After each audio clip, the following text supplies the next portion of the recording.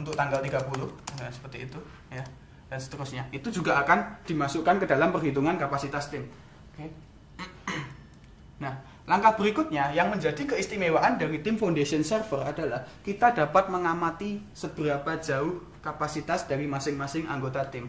Apabila selama ini Anda menggunakan file Excel yang terpisah, kemudian Anda harus mengupdate otomatis beban pekerjaan masing-masing dari anggota personel tim, tapi di sini Anda bisa melakukannya secara otomatis.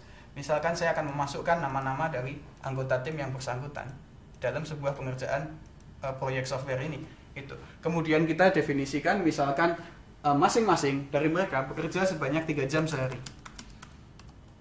Nah, maka akan terlihat di sini grafiknya siapa yang masih mempunyai banyak waktu luang, sedangkan terlihat juga siapa yang waktunya sudah kapasitasnya sudah penuh gitu. Nah, ini efektif kenapa? Yang pertama untuk membagi tugas secara rata kepada seluruh anggota tim programmer. Itu yang pertama. Yang kedua, apabila ketika terjadi perubahan requirement, misalkan terdapat tambahan requirement dari user, maka Anda sebagai project manager sudah tahu kepada siapa requirement tersebut harus diberikan. Karena jangan sampai ketika Anda misalnya mendapatkan tambahan pekerjaan, kemudian Anda melihat ada beberapa programmer seperti ini statusnya, dan Anda melihat tambahan pekerjaan yang cukup besar, Anda tidak akan membebankannya kepada mereka yang kapasitasnya udah hampir penuh, gitu dan seterusnya. Ya, ini adalah salah satu contoh bagaimana tim foundation server membantu Anda untuk menjembatani manajemen proyek.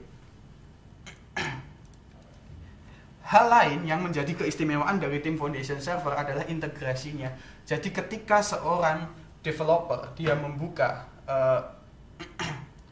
komputernya di pagi hari gitu, dia dapat melihat di sini kita bisa lihat my task gitu ya.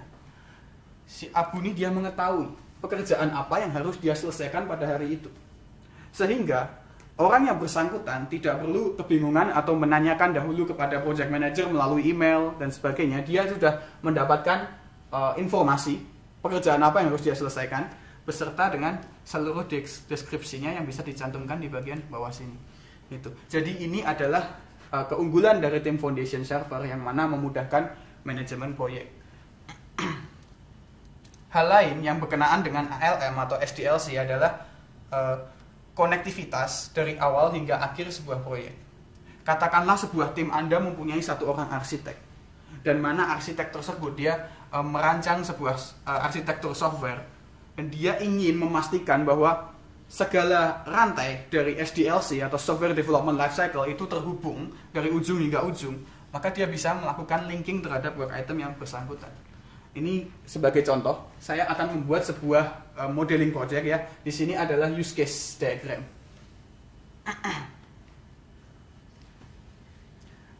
Use case diagram biasanya digunakan untuk menunjukkan level tertinggi atau fungsionalitas dari level user. Misalnya saya ingin membuat sebuah use case di mana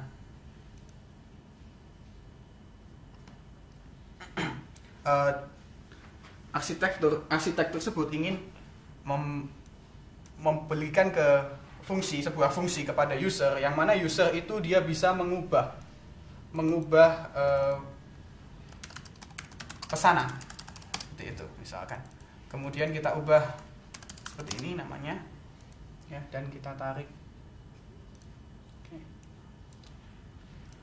Nah, untuk melakukan linking work item ya, kita bisa melakukannya seperti ini, link to work item.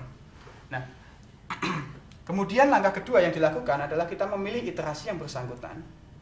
Misalnya kita mau iterasi kedua ya, di iteration backlog kita akan find itu. Kemudian kita melihat di sini ya, ada beberapa pilihan yang ada di situ. Salah satunya adalah bisa untuk modifikasi pesanan. Untuk memodifikasi pesanan, maka kita klik di sini, modifikasi pesanan. Nah, secara otomatis diagram yang telah tadi diciptakan akan berhubungan dengan work item yang sudah kita link tadi. Keuntungannya apa? Ketika Anda bicara tentang software development lifecycle, Anda bisa mengetahui diagram mana ini dikerjakan oleh developer siapa, dites oleh tester siapa, hingga laporannya seperti apa. Jadi Anda tidak akan kehilangan satu rantai development life cycle. Seperti itu. Ini adalah beberapa fitur dari Team Foundation Server. Sedangkan hal terakhir yang mungkin menjadi pertimbangan setelah tadi saya menjelaskan di bagian awal gimana kita berhubungan dengan requirement, kemudian berhubungan dengan development, work item dan sebagainya, kemudian ini kita tunjukkan desain, dan tahap yang berikutnya adalah testing yang dilakukan dengan menggunakan Microsoft Test Manager. Hal lain yang menjadi poin penting di dalam Team Foundation Server itu adalah reporting. Nah, reporting di sini Anda tidak perlu create sebuah website secara manual. Jadi Anda tidak perlu merancang sebuah website tersendiri yang mana menangani progres dari sebuah proyek, tapi Team Foundation Server menciptakan secara otomatis sebuah SharePoint site yang bisa Anda akses secara langsung. Di sini kita mempunyai sebuah project portal. Ya, keuntungannya mempunyai project portal seperti ini adalah yang pertama, Anda bisa memberikan progres atau informasi sejauh mana proyek Anda berlangsung kepada pihak-pihak yang tidak terlibat di dalam proyek. Misalkan stakeholder, atau mungkin investor, atau mungkin CEO dan sebagainya. Apabila mereka ingin melihat proyeknya sampai mana, gitu, Anda tidak perlu mengajak mereka untuk membuka file Excel atau untuk membuka Visual Studio. Anda cukup memberikan alamat website ini dan memberikan akses kepada mereka untuk melihatnya. Di sini kita bisa melihat berapa burn rate dari sebuah proyek, misalnya seperti itu. Atau mungkin jika kita mau melihat report, ya, kita bisa mengaksesnya secara langsung.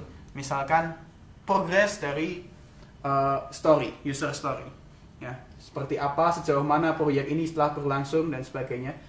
Report akan di-generate menggunakan SQL Server Reporting Analysis di sini, reporting service, ya, sehingga Anda bisa melihatnya secara langsung. Di sini berapa banyak beban kerja yang saat ini sedang dilakukan oleh para developer. Gitu. Nah, hal ini merupakan keunggulan dari Team Foundation Server. Kenapa? Karena Team Foundation Server itu mengikat sebuah komunikasi dari tidak hanya secara horizontal, tidak hanya antar developer, tidak hanya antar developer dan tester, tapi juga secara vertikal. Yang mana seorang project manager, CEO, business analyst, arsitek, developer, tester, user interface designer, semuanya dapat bekerja di dalam suatu proyek dan saling berbagi informasi secara seamless.